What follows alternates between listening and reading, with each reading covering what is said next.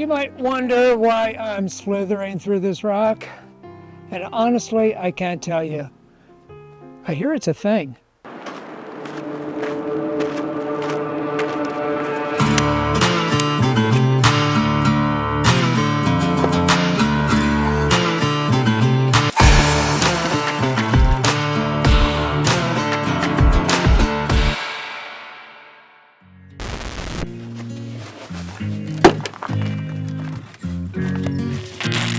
Oh. We start at this remote feeling parking lot where the famous Backbone Trail runs through on its way to the coast. Directions to the trailhead are in the description. We cross the road and immediately go up. This is indeed a trail of ups and downs, making it a tiny bit challenging, but nothing I'd call strenuous.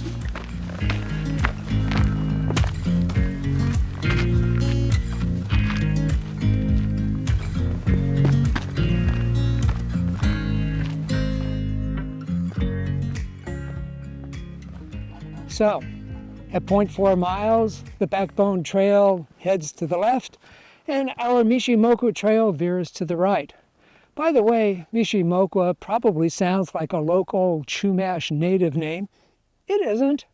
It's a rather large bear, a mythical bear at that appears briefly in an epic poem called Song of Hiawatha.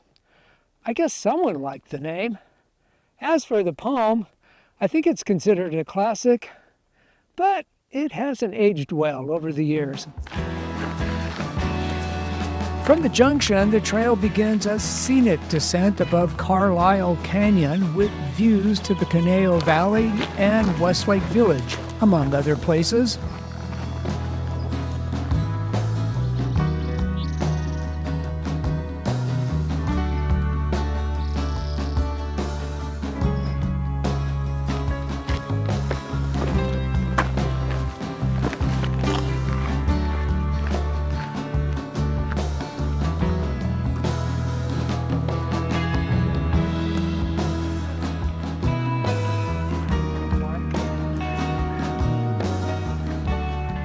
Now what we have here are the Echo Cliffs, named presumably for the sounds bouncing off the rocks when climbers are scaling the walls.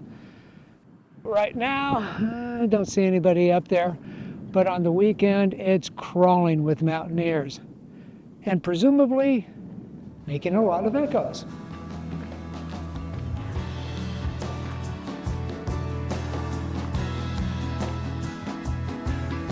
Oops! Someone is indeed climbing the wall here.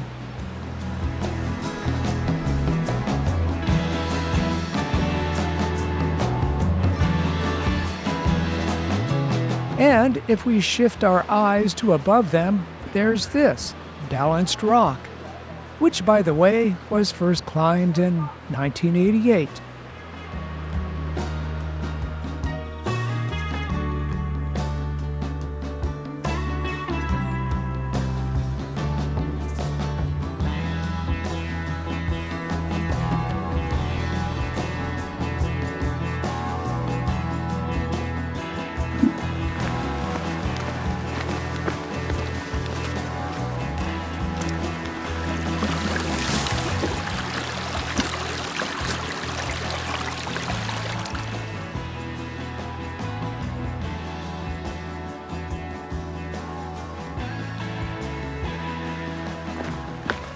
The trail continues, going mostly downhill, and reaches the canyon bottom where we cross this stream. And a short distance later, there's a landmark we just have to stop and see. This is Split Rock. Apparently Boy Scouts squeeze through this as a rite of passage. Pun intended. Now, for some reason, there's a picnic table here. And just beyond it, the trail starts to climb out of the canyon, more or less following the creek.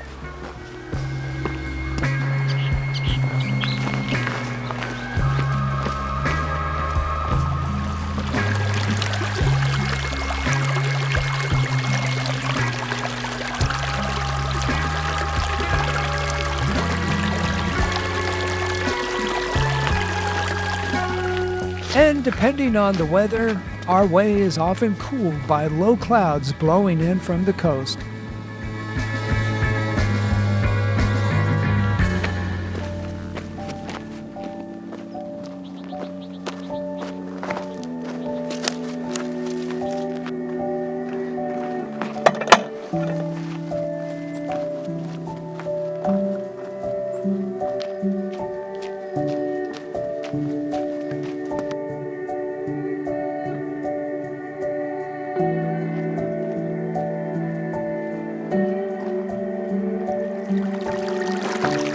Kind of testing it right there.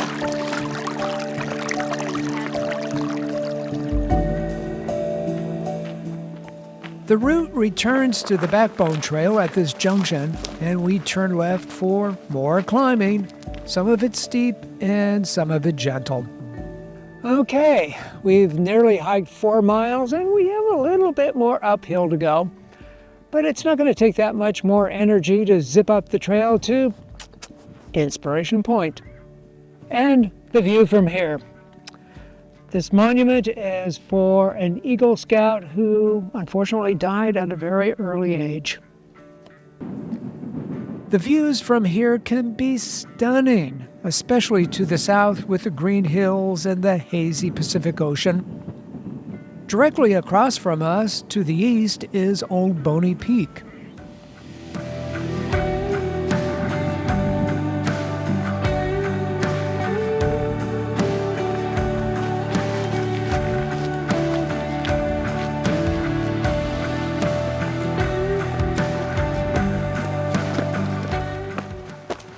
Back on the trail, we continue upward and then finally crest below Sandstone Peak. Okay, when we come to the saddle, we have a choice of continuing straight ahead to the car, which is about 1.7 miles away, or scrambling up this to the top of Sandstone Peak. And it's not so bad, actually. And you'll have the nominal bragging rights of being atop the highest peak in the Santa Monica Mountains. I say, go for it. Okay, we're now at 3,114 feet. You know, this peak is also known as Mount Allen, named after a Boy Scout bigwig from the 20th century. That's him, right there. But the name Sandstone has stuck over the years. Not sure why. It's not sandstone. Now, I realize this is a distinction that maybe only a geologist would love, but rock is actually andesite. It started out as volcanic breccia, a type of molten lava that is spewed in various sized chunks, but it's not sandstone.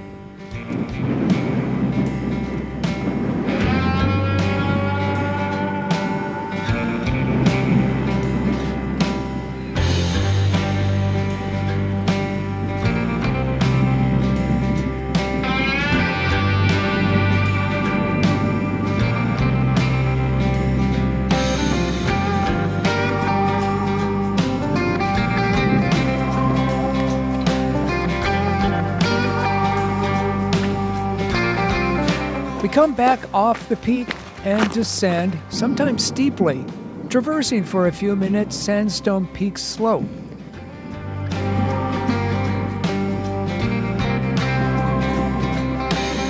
And then leave it before coming to this junction with a trail that runs off to the right for the Sandstone Peak parking lot and trailhead.